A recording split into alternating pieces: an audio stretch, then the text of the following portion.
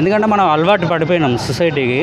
అదే ప్యాంట్ను తిప్పి తిప్పి తిప్పి ఏదో సినిమా తీశారు కానీ అంత అస్సలు హ్యాపీగా అనిపించలేదు. మూవీ అంతా గూస్ బంప్ సీన్స్ లేదు. ఆ ముసలావిడ పాత సినిమాలో ముసలావిడ యాక్ట్ చేస్తా అంటే ఒక ఏడుపు, ఆమె ఏడిస్తే మనకి ఏడుపు, ఆమె వాళ్ళని తిడుతుంటే మనకు గూస్ బంప్స్ వచ్చేటి.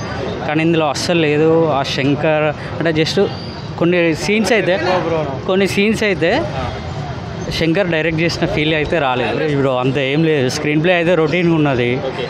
మనం అన్నీ చూసాం కదా, ఠాగూర్, అపరిచితుడు, ఒకే ఒక్కడు, అన్నీ ఇలానే ఉన్నాయి. చాలా డేస్ అవుతుంది. Routine screen play. కొత్త బ్యాండ్ చెప్పాడు, బట్ దాని ఎగ్జిక్యూషన్లో మాత్రం అస్సలు బాగాలేదు.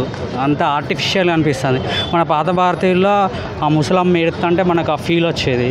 దీంట్లో ఎవరి యాక్టింగ్ హార్ట్ టచింగ్ లేదు. అంతా ట్విస్ట్ అని ఏం లేదు. సీక్వెల్ కోసం జస్ట్ పెట్టారు.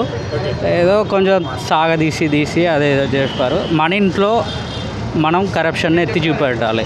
అది ఒక కోర్ పాయింట్, కొత్త పాయింట్ అంతే. మిగతా అదంతా సేమ్, ఏం లేదు. అన్నీ చూసి ఉన్నాం. మనం మారం, ఏది మారది. రిజల్ట్ మాత్రం అప్పటికి ఇప్పటికి మారిపోయింది అంతే. పైకి ఒక 2.5 అంతే.